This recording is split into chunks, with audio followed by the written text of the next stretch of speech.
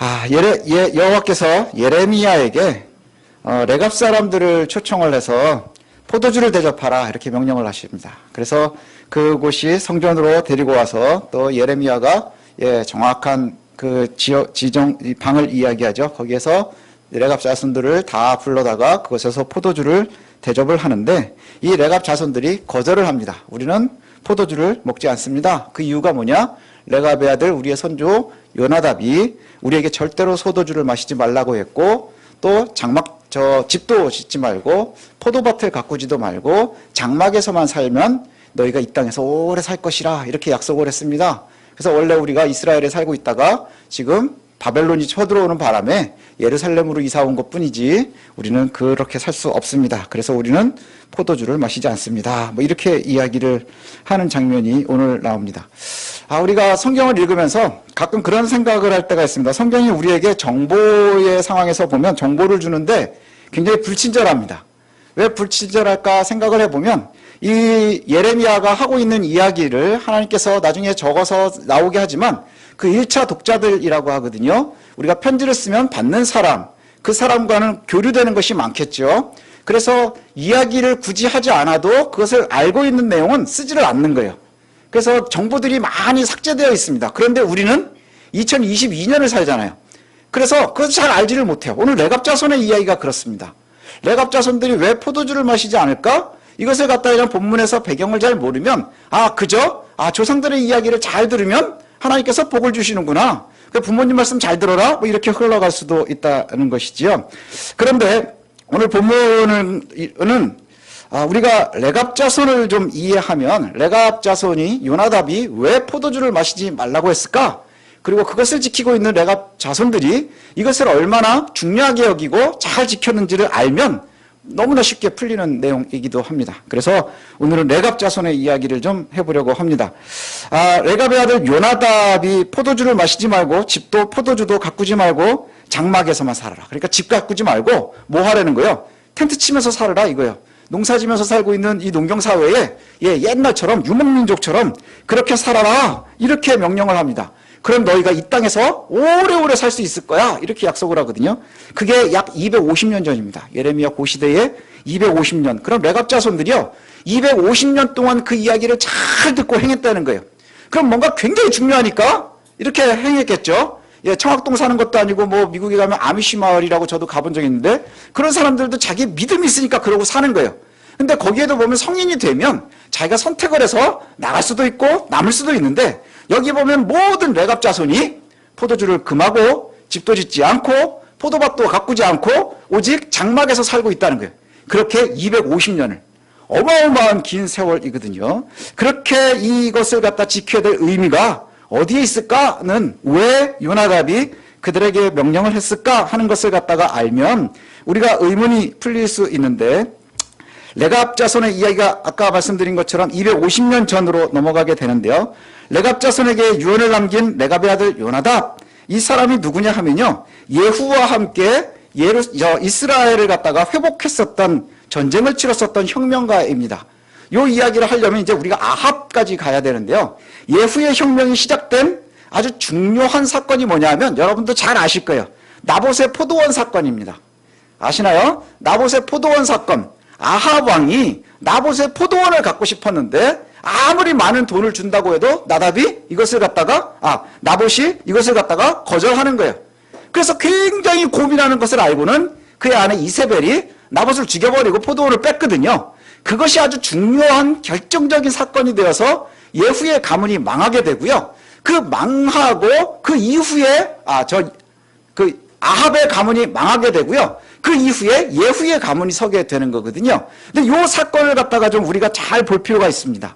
왜냐하면 이것은 이전에 예레미야가 기업을 물으는 것과도 연결이 됩니다. 기업을 물으는 것과도 연결이 되는데 우리가 32장에서 예레미야 살피면서 알았었던 것처럼 기업이라고 하는 것, 이것은 누가 준 거죠? 하나님 주신 거예요. 하나님이 주셨기 때문에 영구매매가 불가능합니다. 때가 되면 원래 하나님이 주셨던 곳으로 돌아가야 되고요. 혹시라도 지파 밖으로 팔려나갈 일이 있으면 그 지파에 기업 물으는 사람들이 그것을 사서 지켜내야 하는 거예요. 그게 하나님 주신 것이기 때문에 그렇습니다. 그런데 이것이 깨지기 시작하는 게 언제냐? 바로 이스라엘에 문제가 생기기 시작하는 거예요. 당시 이스라엘에는요, 여로보암에 의해서 북이스라엘이 갈린 이후에 계속해서 구테타가 일어나게 됩니다. 그래서 시므리, 오므리 이렇게 넘어가게 되는데요. 그 오므리가 아합의 아버지거든요. 근데 아합을 갖다가 누구와 결혼시키느냐? 이세벨과 결혼을 시킵니다. 시돈 왕의 딸이면서요, 아세라의 제사장이기도 하거든요. 그래서 이 여자가, 이세벨이 이스라엘로 시집을 와서 아합의 아내가 되면서 혼수로 뭐를 가지고 오느냐? 바알과 아세라를 가지고 옵니다. 바알과 아세라를 가지고 와서 북이스라엘에 아세라의 제사장들, 바알의 제사장들이 넘쳐나기 시작을 하는 거예요. 그 시대가 바로 우리가 잘 알고 있는 아합의 시대가 이어지게 됩니다. 그러니 이 시대가 얼마나 악하고 그 다음에 옳지 못한 곳이었는지를 알 수 있는 방법은요, 위대한 선지자가 많이 나와요. 이때 선지자가 누구죠? 엘리사입니다. 엘리야. 그래서 뭐 불을 내리고 막 이러면서 850대 1의 전쟁을 치르고 막 이러는데 그 대상이 누구였어요? 바알과 아세라의 제사장들이요. 이스라엘에 제사장들이 그렇게 많았다는 거예요. 이방 신전의 제사장들이 그렇게 많았다는 것이지요. 그런데 그래서 그 이스라엘 안에는 여호와의 율법과 그 다음에 또 이방 바알과 아세라의 율법이 충돌되고 있는 곳이었어요.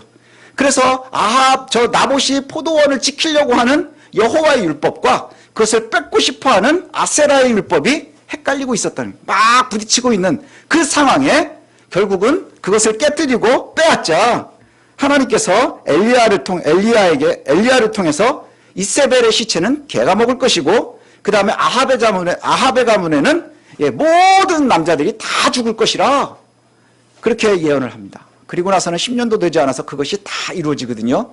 그래서 또 뭐가 있게 되느냐 하면 엘리사의 제자 중에 하나가 예후에게로 가요. 예후에게로 가서 내가 이스라엘을 갖다가 왕이 될 것, 이것을 갖다가 이야기를 하고요. 그리고 나서 혁명을 일으켜서 하나님의 율법을 갖다가 다시 재건할 것, 이것을 갖다가 요구를 하는데, 그때 그 혁명을 시작을 할 때에 누구에게 요구를 하느냐? 함께 하자고 요구를 하는 것이 바로 레갑의 아들 요나답입니다. 그래서 요나답이 예후를 도와서 이스라엘을 개혁하는 거예요. 막 개혁을 합니다. 그렇게 해서 모든 아합의 가문을 다 물리치고요. 그리고 나서 바알과 아세라의 신전을 갖다가 다 없애버리는 거예요. 다 없애버립니다. 그리고 나서는 이제 모든 혁명이 성공하고 나면 그 다음에 뭐가 있어야 되죠? 전리품을 나눠야 되잖아요. 그 다음에 잔치를 열어야 되죠. 근데 이때 요나답이 자신의 후손들에게 이야기합니다. 너희는 절대 포도주를 먹지 말고 집도 짓지 말고 포도원도 가꾸지 말고 장막에서만 살아라. 그러면 너희가 이 땅에서의 삶이 길 것이라. 이렇게 금합니다. 이거 이제 우리가 여기서 고민이 되죠. 왜 다 혁명을 성공하고 그렇게 되었을까? 이 레갑의 사람들은 누구인가? 이것을 갖다 좀 살펴볼 필요가 있는데, 열왕기하 10장 15절에 보면 요나답은 레갑의 아들이다. 오늘 본문에도 레갑의 아들 요나답의 후손들 이렇게 나오거든요. 근데 이 사람들이 누구냐? 그러면 사사기 1장 16절을 보면 이렇게 소개를 해요.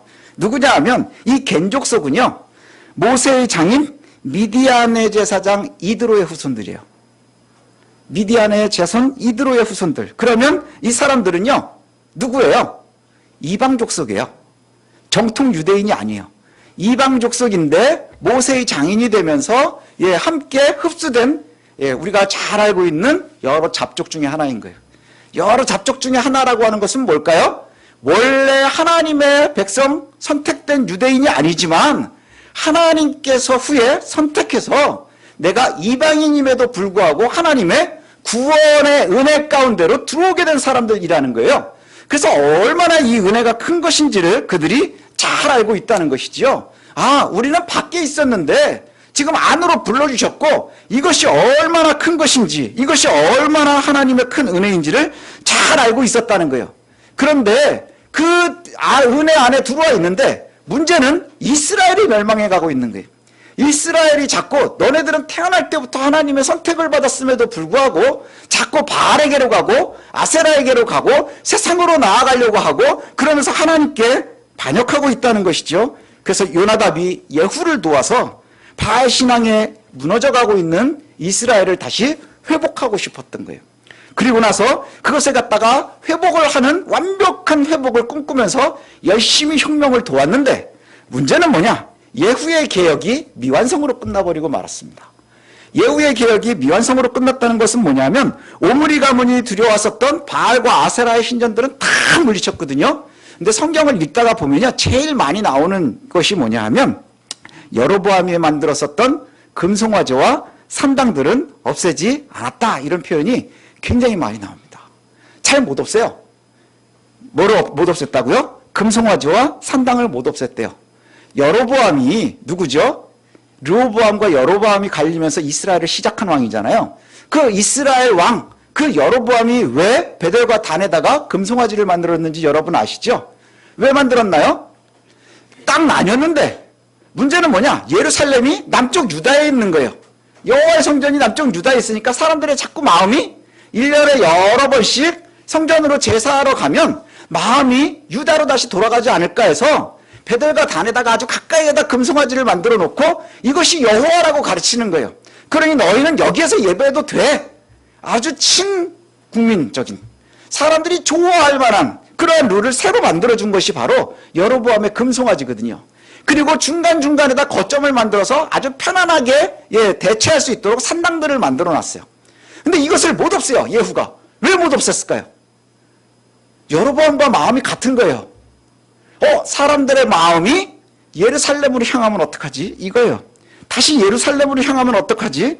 정치적인 것이죠. 예후를 도와서 이스라엘이 완벽하게 여호와의 나라로 회복되기를 원했는데 요나답의 눈으로 보니까 우상 제거를 하는 개혁은 이루어지는 것 같은데 그 이전부터 있었던 보이지 않는 우리가 생각하기에 너무너무 가벼워 보이는 그것들, 아주 작아 보이는, 무시해도 될 만할 것 같은, 너무나 익숙해져 있는, 전통에 가까운 그것들은 없애버리지 못하더라. 무엇 때문에? 정치적인 이유로, 또 인기의 문제 때문에 오랫동안 전통에 되어서 누구도 건드리려고 하지 않는 그것을 갖다가 바라보는 것이죠. 결국 요나답은 이것 때문이에요. 이러한 상황에서 순수한 믿음의 운동을 했었던 이 모든 것들이 결국 인간의 욕심 때문에 다 망가져 버리는구나 하는 것을 요나답이 보게 되는 거예요. 아무리 하나님의 이름으로 일어난 것 같지만 결국 스스로는 그 오랜 전통이라고 얘기하고 있는, 누구도 죄악이라고 생각하지 못하고 있는 죄 때문에 큰 문제가 생기는 것을 보게 되는 것이죠. 그리고는 그때의 요나답이 그렇게 자손들에게 이야기를 합니다. 너희는 절대 포도주 먹지 마. 집도 가지려고 하지 마. 포도밭도 가꾸려고 하지 마. 장막에서 지내. 그러면 뭐가 된대요? 이 땅에서 오래 살 수 있어. 우리가 성경이 이야기하고 있는 이 땅에서 오래 산다는 게 뭔가요? 여호와의 은혜예요. 언약이에요. 아브라함의 때부터 주셨던 언약. 너희가 나와 함께할 때에 거주할 수 있는 곳 어디예요? 가나안. 그 가나안에 거주한다는 것은 곧 하나님의 백성으로 살고 있다는 증명이거든요. 그 증명을 너희들이, 그 은혜를 너희들이 영원히 누릴 수 있는 게 뭐냐? 사람들의 아주 작아 보이는 그 욕심의 흔적들, 욕심의 시작점을 없애는 거야. 너희가 포도주 절대로 마시지 마. 땅도 가지려고 하지 마. 집도 가지려고 하지 마. 이렇게 말하고 있다는 것이죠. 레갑의 가문은 여호와의 은혜로 선택된 이방인 출신 선민들입니다. 여호와의 정통 가문이 아님에도 불구하고 선택된 은혜를, 그것을 놓치고 싶지 않았던 것이지요. 그래서 더욱더 철저하게 여호와의 법을 따르는 것이 필요했었던 것 같습니다. 이와 비슷한 고백을 시편 기자가 하거든요. 84편에 보면 시편 84편 10절에 이렇게 얘기합니다.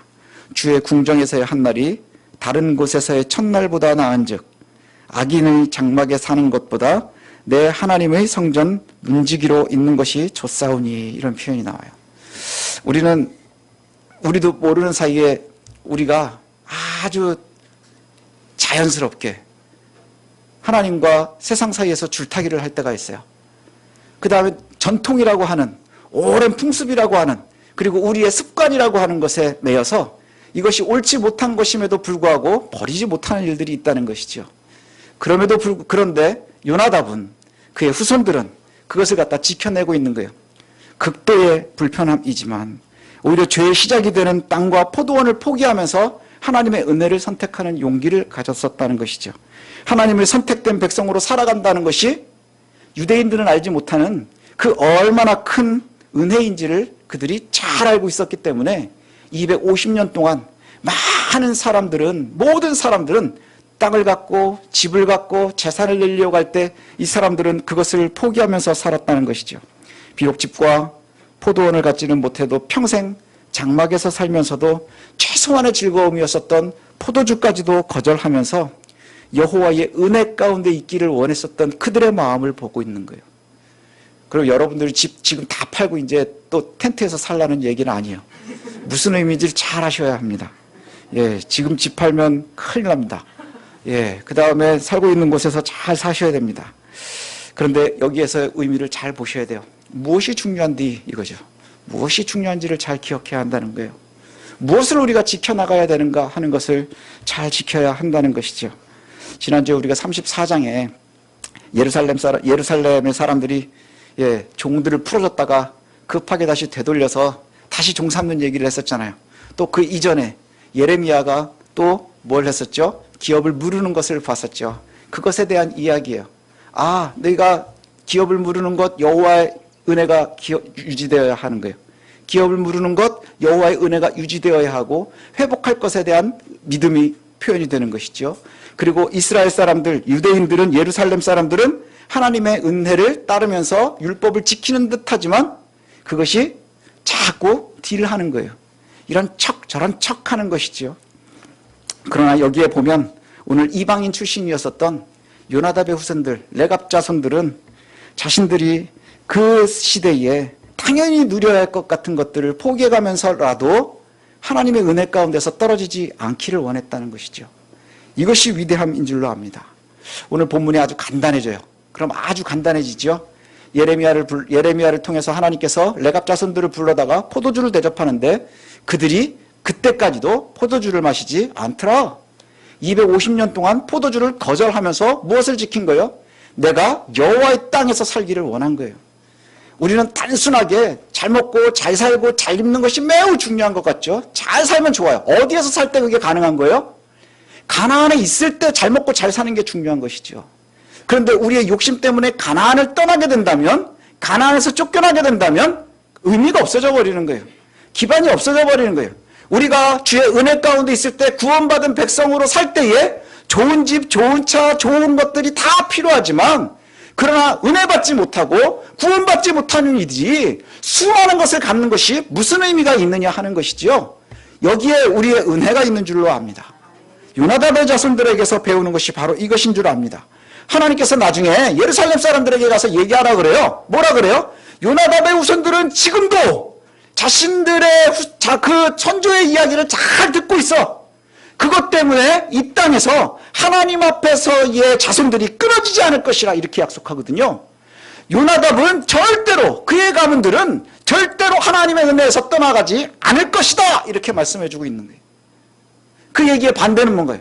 니네는 내 말을 절대 듣지 않아 이거예요. 겉으로 드러날 땐 예루살렘에 살고 있고 태어날 때부터 유대인들이고 너희는 선민이라고 얘기하고 그래서 너희들이 자신 있게 살아가고 있지만 이방인 출신 요나답의 사람들만도 못한 삶을 살고 있다는 것이죠. 결국에 살아남는 자들은 누구인가요? 구원의 은혜 가운데 있는 이들은 누구인가요? 태어나면서부터 유대인이 아니라 이방인 출신 요나답의 자손들인 거예요. 레갑 자손들이라고 하는 것이죠. 우리가 꼭 기억했으면 좋겠습니다. 이것이 단순하게 금욕생활이나 청량한 삶을 살라는 것이 아니라 우리에게 오늘 말씀하는 것은 바로 시편 84편의 그 시편의 고백처럼 뭐 하라는 거예요? 여호와의 은혜 아래 머무는 것, 우리가 구원받은 백성으로 사는 것, 이보다 중요한 것이 없다 하는 거예요. 주의 구원 안에 있을 때에 하나님의 은혜가 더욱더 풍성해짐으로 우리의 삶이 풍성해지고 우리의 삶이 풍요로워지고 우리의 자녀들도 잘되고 우리의 재산들도 넓어지고 뭐 이런 것들이 의미가 있는 것이지 주의 은혜에서 떨어진 이후에는 아무 의미 없다는 거예요. 아무 의미 없다는 거예요.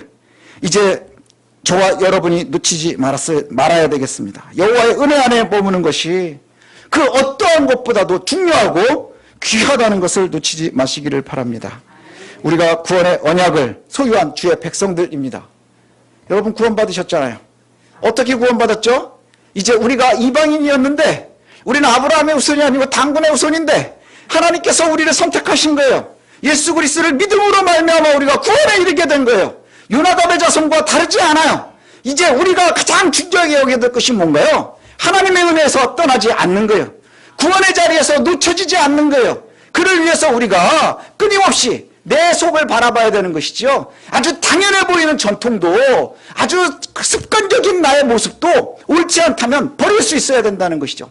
때로는 불편해도, 때로는 힘들어도, 때로는 고통스러워도 그것을 따라가는 것이 이 땅에서 살아가는 길이에요. 은혜의 땅에서 살아가는 길이에요. 구원의 백성으로 살아가는 길임을 놓치지 않으시기를 원합니다. 우리는 구원의 언약을 소유한 주의 백성들입니다. 이것은 우리가 탁달하면서 불안해하면서 성취하고 싶어하는 그 모든 것들보다 은혜가 중요하다는 거예요. 구원이 더 귀하다는 것임을 말씀하고 있습니다. 저와 여러분들 이것을 놓치지 않으시길 바랍니다. 이 시대가 더욱더 그런 것 같아요. 지금의 시대가 예레미야의 시대와 다르지 않은 것 같아요. 점점 주의 날이 가까워오는 것 같은 것을 봅니다.